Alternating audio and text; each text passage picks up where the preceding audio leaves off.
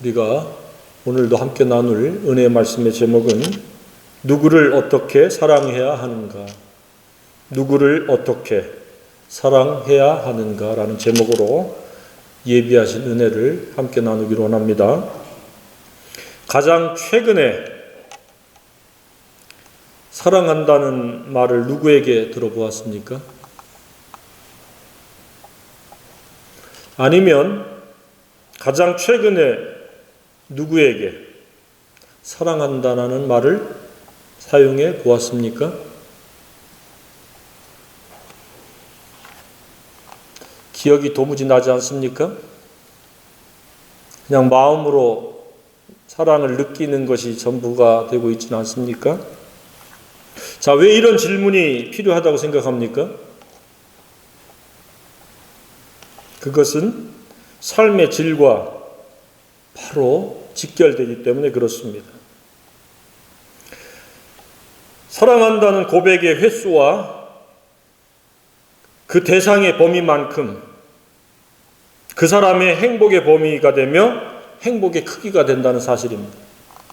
물질이 많고 사는 조건이 좋아서 행복한 것이 아니라 사랑한다라고 고백할 대상이 많은 것과 그 사랑한다라고 하는 말을 많이 사용하는 사람이 이 세상에서 가장 큰 행복자입니다. 그런 분들이 되길 주님의 이름으로 축복합니다. 저는 아침에도 의도적으로 사용을 했습니다. 앞으로도 가능하면 많이 사용하기를 원합니다. 우리가 우리의 삶을 살펴보고 성찰해야 될 몇 가지 중에서 어쩌면 가장 중요한 부분인지도 모릅니다.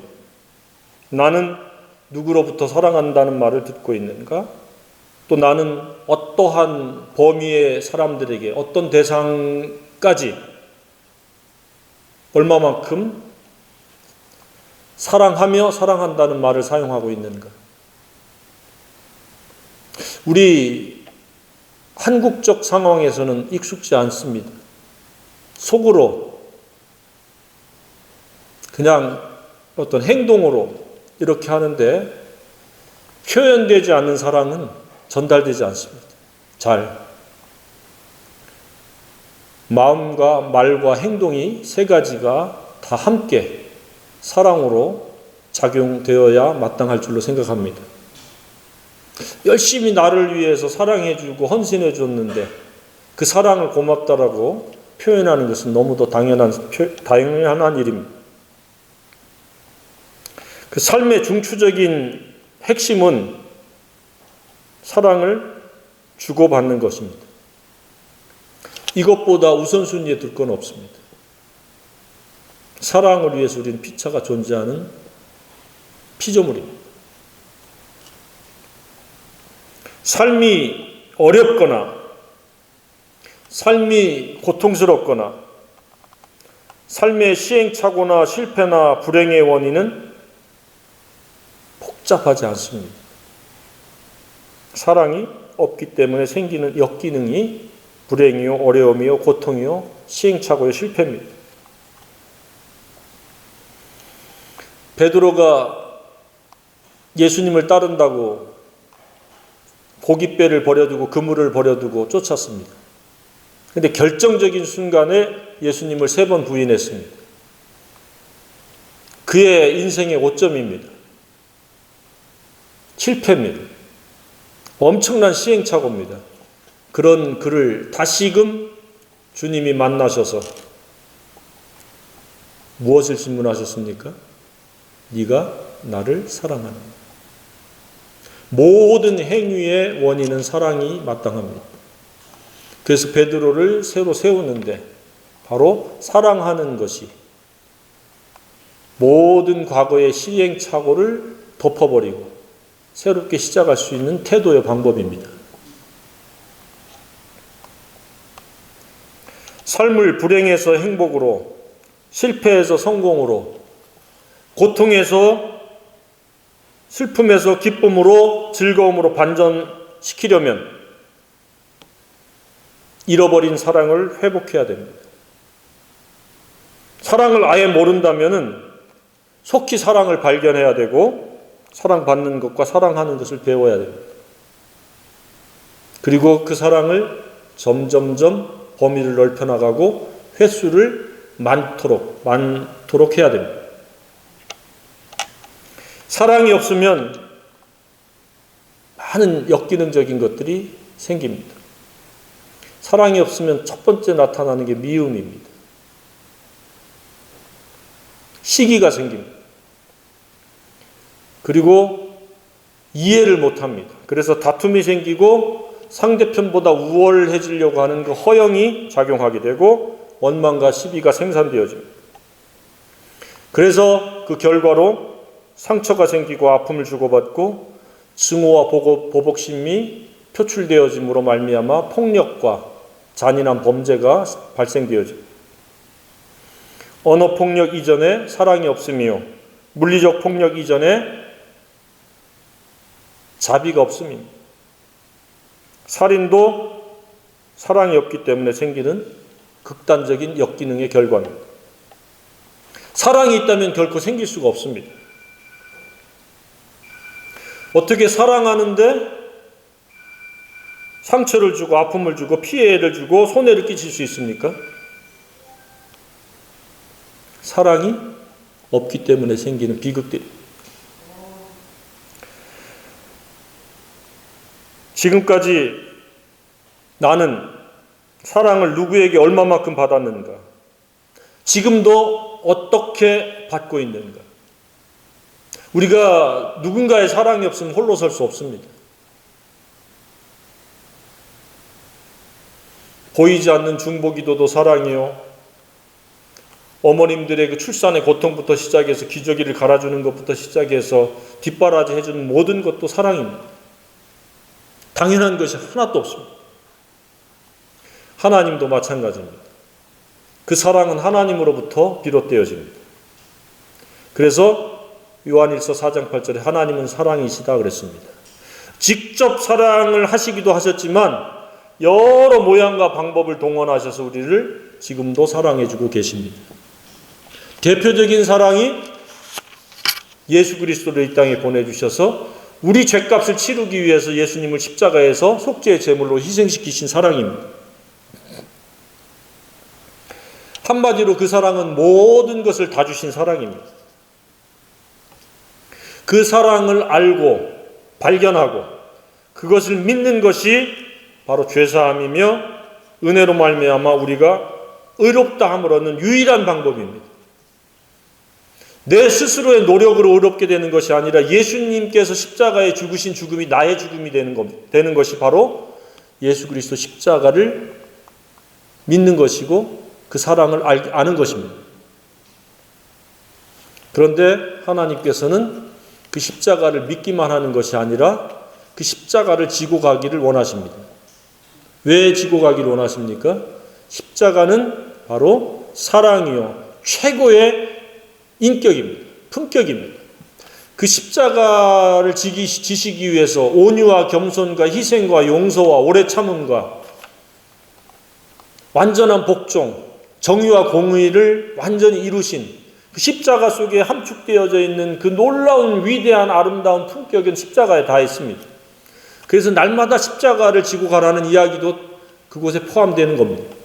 자기를 부인하고 십자가의 죽음에 넘기었다는 사실의 1차적인 사실도 우리가 알아야 되지만 그 사랑의 품격을 날마다 우리가 이루어가라는 사실입니다. 그 십자가를 통해서 사람들과 관계를 맺으라는 이야기입니다.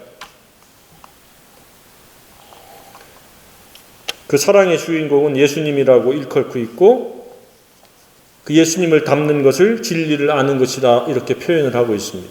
그래서 예수님의 또 다른 표현은 진리입니다. 그래서 요한복음 8장 32절에는 아들이 너희를 자유케 하면 너희가 참으로 자유하리라 그렇게 말씀하셨고 32절에는 진리를 알진 진리가 너희를 자유케 하리라 그랬고 36절에는 아들이 너희를 자유케 하면 너희가 참으로 자유하리라. 아들과 진리는 동의어입니다. 똑같은 말입니다. 따라서 예수님은 믿음의 대상일 뿐만 아니라 우리가 알아야 될 뿐이요 닮아야 될 뿐이고 또 그 알아가는 방법은 말씀과 기도에 의한 경건이며 그것이 우리의 생애의 목표 지점입니다. 예수님을 완전히 닮을 때까지 우리가 끊임없이 예수님을 향해 가야 됩니다. 그것이 성경에서는 성숙, 영화 이런 표현을 사용합니다. 자, 오늘 본문은 이러한 사랑의 대상이 누구인가? 또한 어떻게 사랑해야 하는가? 어떻게 사랑의 역량을 갖추고 그 역할과 책임을 다할 것인가에 대한 예수님의 직접적인 가르침입니다. 누군가가 제자가 듣고서 가르친 것이 아니라 예수님이 제자들에게 직접 가르치신 인격을 다루는 말씀입니다. 어떻습니까? 사랑에 대해서 충분히 알고 있습니까? 그리고 나의 인격이 되고 있습니까? 지속적으로 흔들림 없이 그 사랑을 꾸준히 행할 수 있습니까? 만약에 그렇지 못하다면 오늘부터가 사랑으로 말미암아 모든 사람을 사랑할 수 있는 그런 시작의 날이 되길 주님의 이름으로 축복합니다. 첫 번째로 사랑의 대상은 누굽니까? 첫 번째 대상은 우리를 사랑하신 주님입니다. 하나님입니다. 당연히 첫 번째 사랑의 대상은 불변의 원칙인 하나님입니다. 두 번째는 나를 사랑한 사람들입니다. 부모님으로부터 시작해서 가족, 친지, 형제들,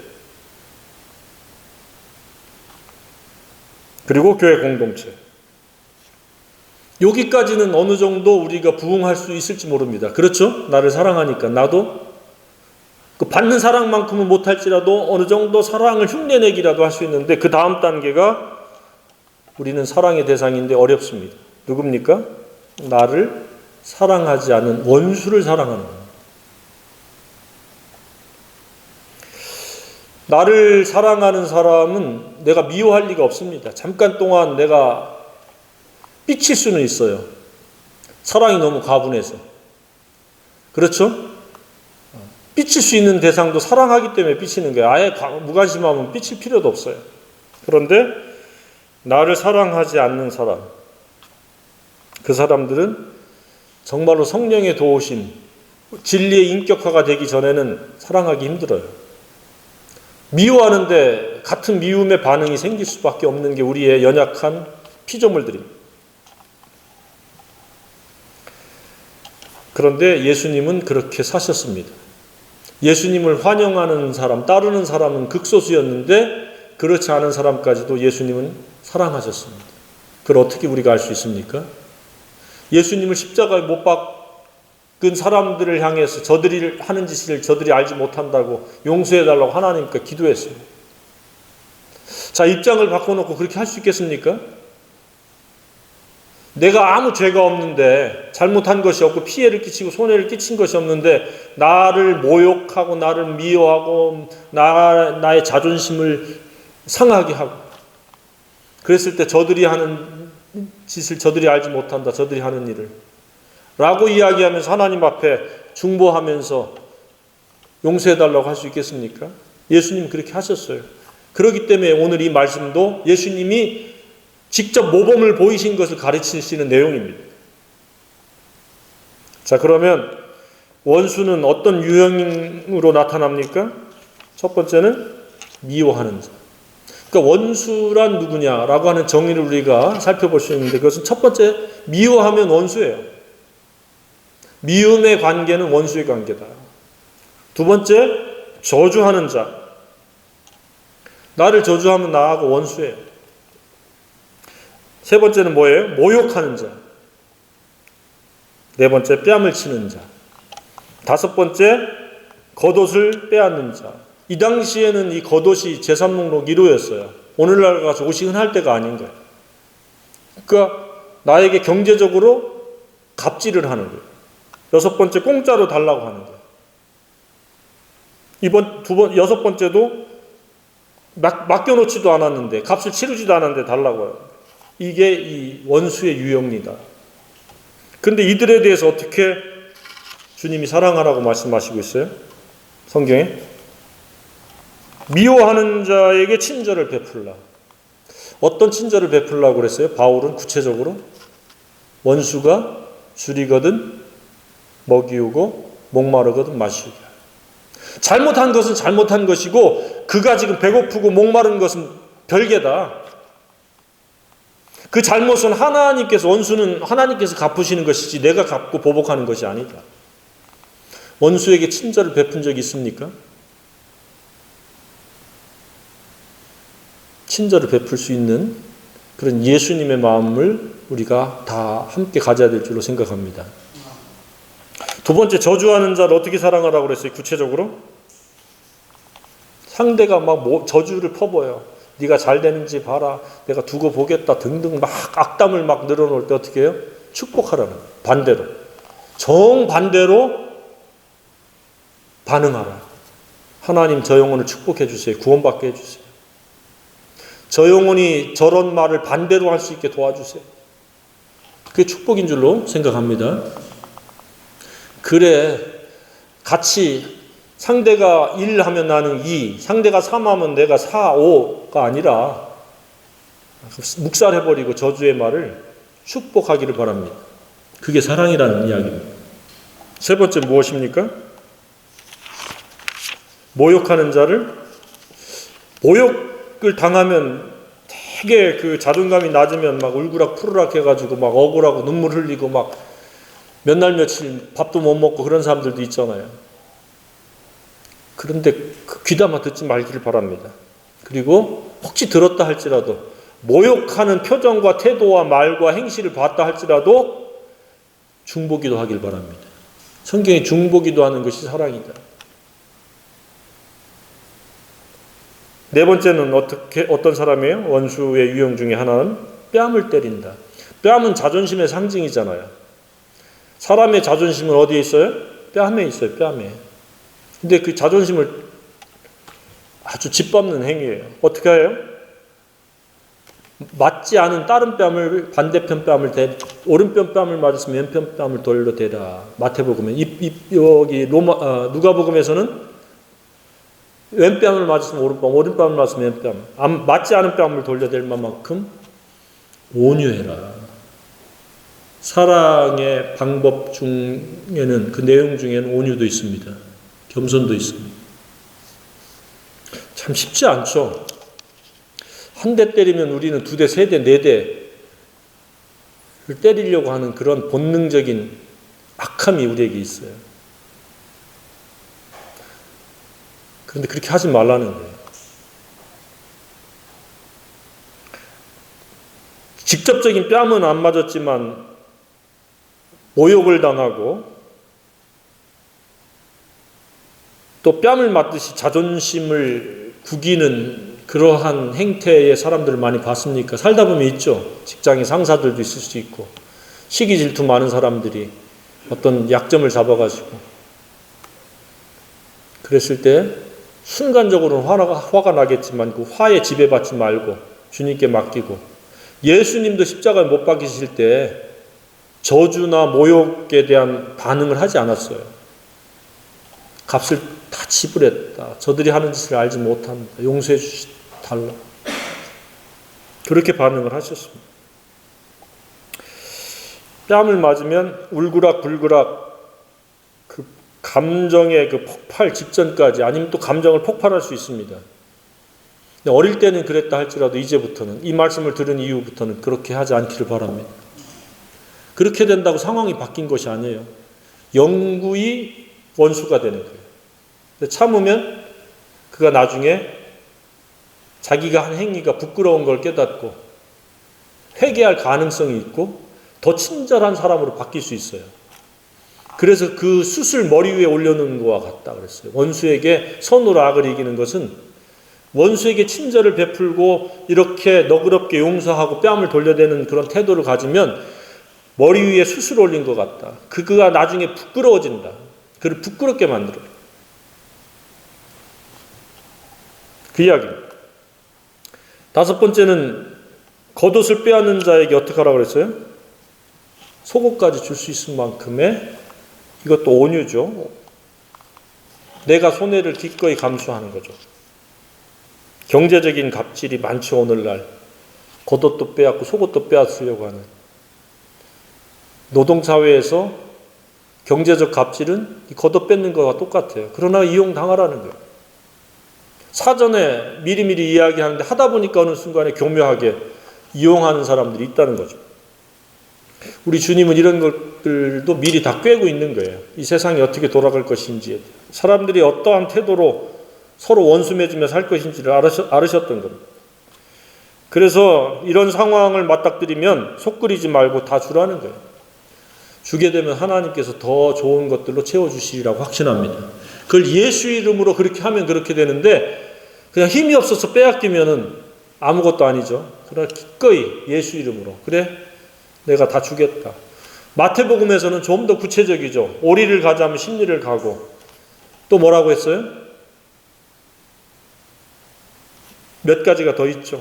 주라는 거예요. 아낌없이 노동력을 주라는 거예요. 뺨도 왼쪽 뺨 때리면 오른뺨 때리면 왼뺨도 맞게 하고.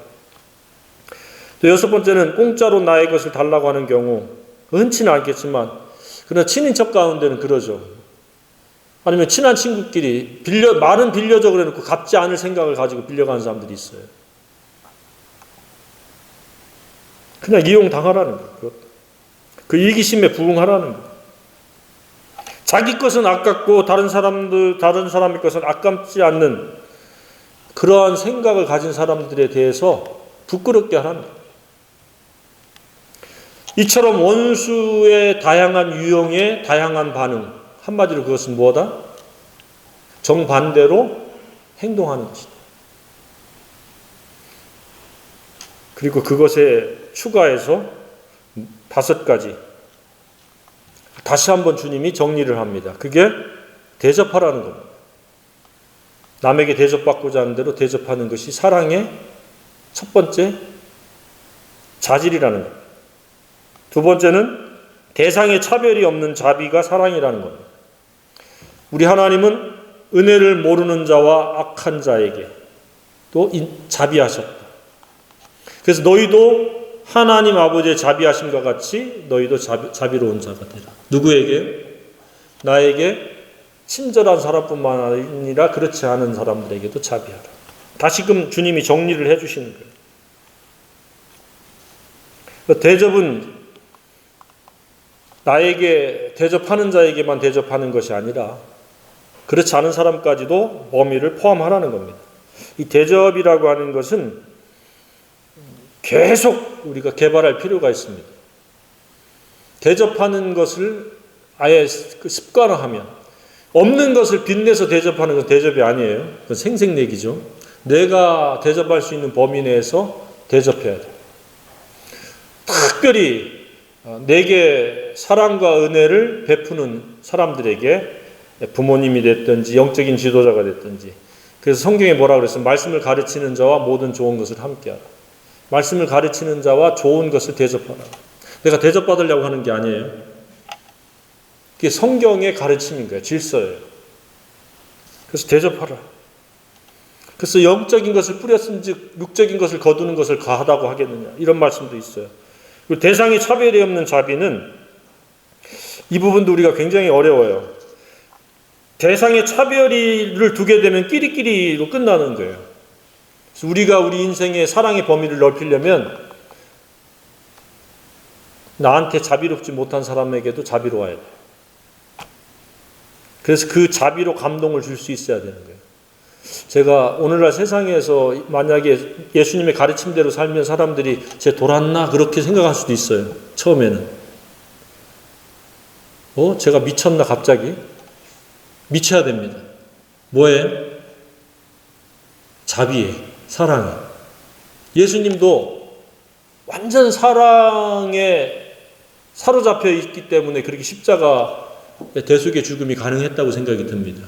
굉장한 두려움을 느끼셨지만 나의 원대로 말고 아버지 원대로 하옵소서 하면서 우리를 대접하신 거잖아요. 사랑의 대접을 하신 거잖아요. 대접에는 다양한 방법이 있잖아요. 식사로부터 시작해서 영적인 것부터 시작해서 관심. 그래서 꼭 물질로 뭘 대접하는 것만 대접이 아니에요. 위로도 대접이에요. 그렇죠? 격려도 대접이에요. 관심 갖는 것도 대접이에요. 세 번째는 뭐예요? 비판하지 않고 죄인으로 단정하지 않는 태도. 이것은 굉장히 교만한 거죠. 교만하지 말라는 얘기예요, 한마디. 네가 비판할 만큼 괜찮은 사람이 아니라는 거예요. 똑같은 사람이라는 거예요. 죄인으로 이렇게 정할 수 있는 자격이 있다는 게 아니에요.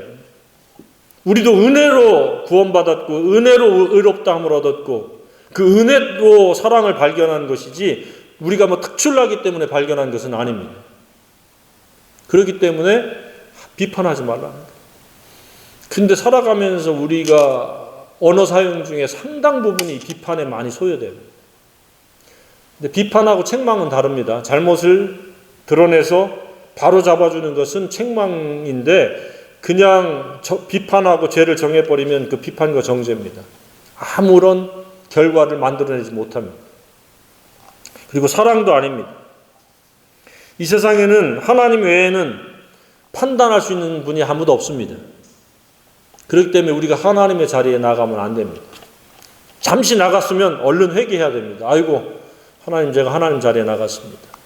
저도 판단할 만한 자격이 전혀 없는 사람이었었습니다. 라고 고백해야 됩니다. 네 번째가 무엇입니까? 소극적으로는 비판하지 않고 정죄하지 않는 거라면 적극적으로 용서하는 것도 사랑의 한 가지 방법이라는 겁니다. 너희가 용서하라. 그리하면 너희도 용서를 받을 것이요. 용서는 매우 중요한 삶의 태도입니다. 그렇지 않고 꼭꼭 숨겨놓으면 우리가 병이 되고 그게 스트레스입니다. 빨리빨리. 나로 하여금 그 용서하는 그런 마음을 넓히고 경험하게 하시려고 그러한 용서할 대상들을 하나님이 두셨구나. 그것까지도 감사해야 됩니다.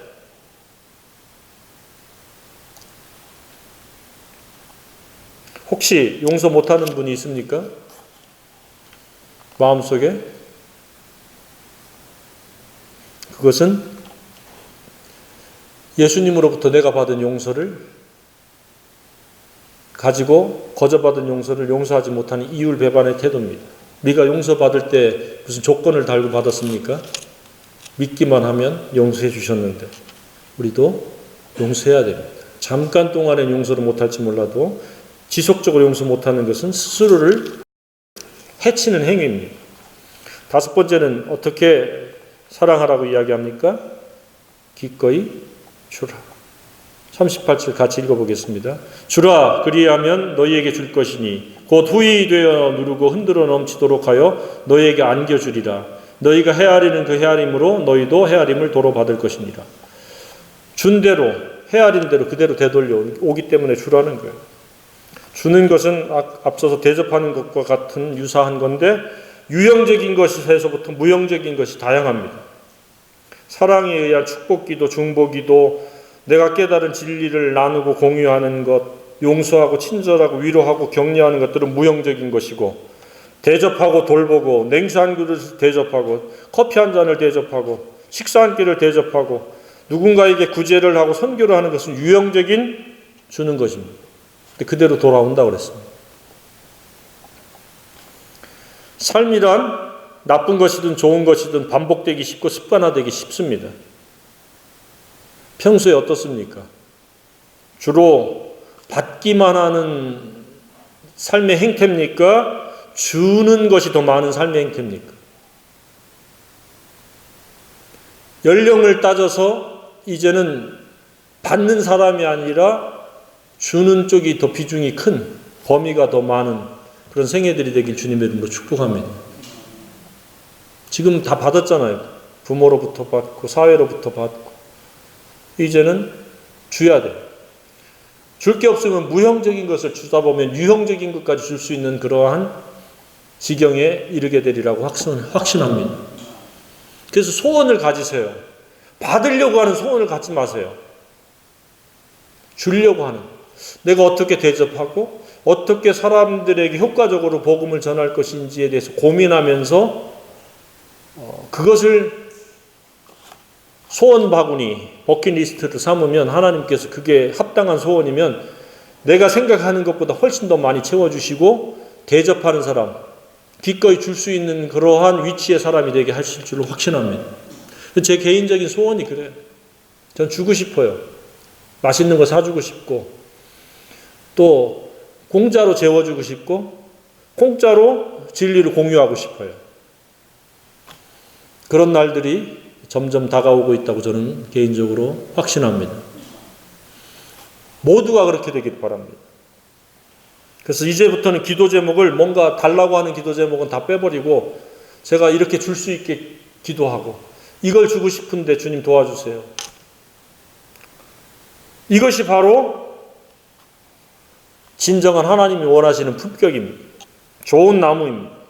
오늘 여기에 보면 43절에 보면은 좋은 열매 맺는 못된 나무가 없고 못된 열매 맺는 좋은 나무가 없다. 좋은 나무에 대해서 지금 말씀하고 있습니다. 지금 이 품격을 좋은 나무로 비교하고 있는 겁니다.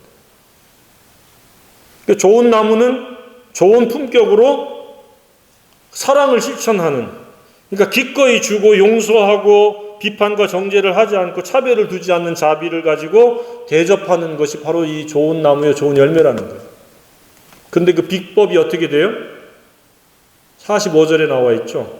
선한 사람은 바로 좋은 나무요, 좋은 열매 맺는 사람을 선한 사람이라고 얘기하는데, 마음에 어떻게?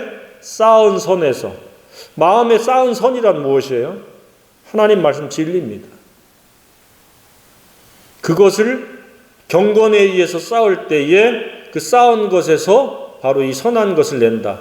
바로 아름다운 열매를 맺게 된다. 사랑이 실제가 된다. 사랑을 실천하고 순종할 수 있게 된다. 그 말입니다. 어떻게 하면? 하나님의 말씀이 지속적으로 듣는 것과 보는 것, 읽는 것, 묵상하는 것으로 말씀이 내 인격을 이루도록 하면 그 말씀이 바로 지금 예수님의 가르치심이 삶의 실제가 되어진다. 좋은 나무요, 좋은 열매 맺는 사람이 되어진다. 그렇지 않으면 듣기만 하고 끝나는 자가 된다가 46절부터입니다. 주여 주여 입으로 주님을 아무리 떠들어도 아무 소용이 없다. 행하지 않으면. 그래서 47절에 내게 나와 내 말을 듣고 행하는 자마다 누구와 같은 것은 너희에게 보이리나. 그러니까 집을 짓는데 모래 위에 지은 사람과 반석 위에 지은 사람과의 차이다. 사랑해야 될 당위성은 모든 사람이 알고 있어요. 신자나 비신자나. 그런데 누구는 사랑을 하고 누구는 사랑하지 못하느냐. 누구는 사랑이 실제가 되고 누구는 사랑은 그냥 관념이고 이론으로 끝마치느냐. 왜 그래요?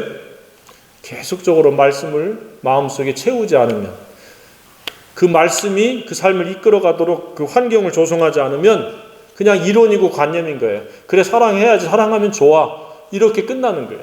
그러나 듣고 이 말씀이 성령에 의해서 순종되어질 환경을 만들어 놓으면 그렇게 되는 거예요. 옛날에는 못 참았는데 뺨을 때리면 그냥 한 대 맞으면 10대는 때려줘야 되는데 참을 수 있게 되는 거예요. 주님이 원하시는 생애가 바로 그런 거예요.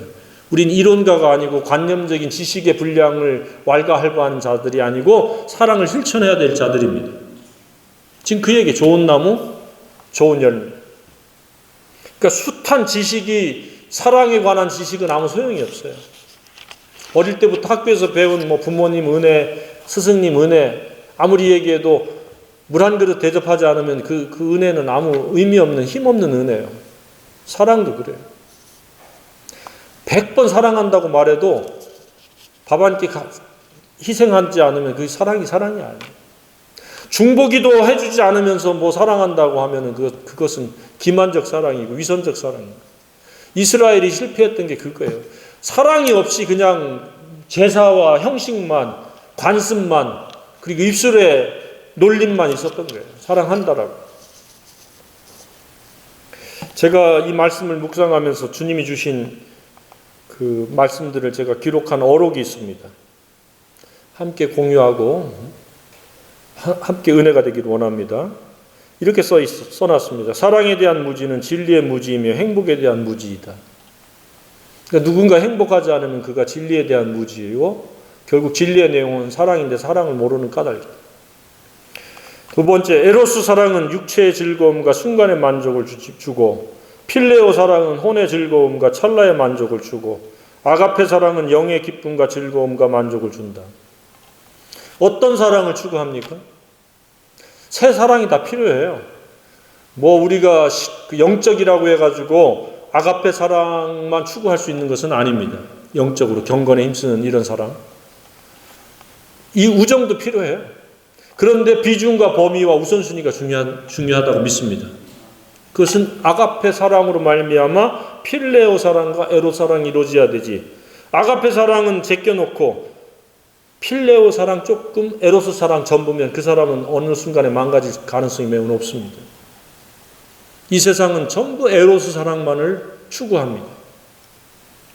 우리는 아가페 사랑으로 말미암는 필레오 사랑과 에로스 사랑까지를 이끌어가야 될 줄로 생각합니다.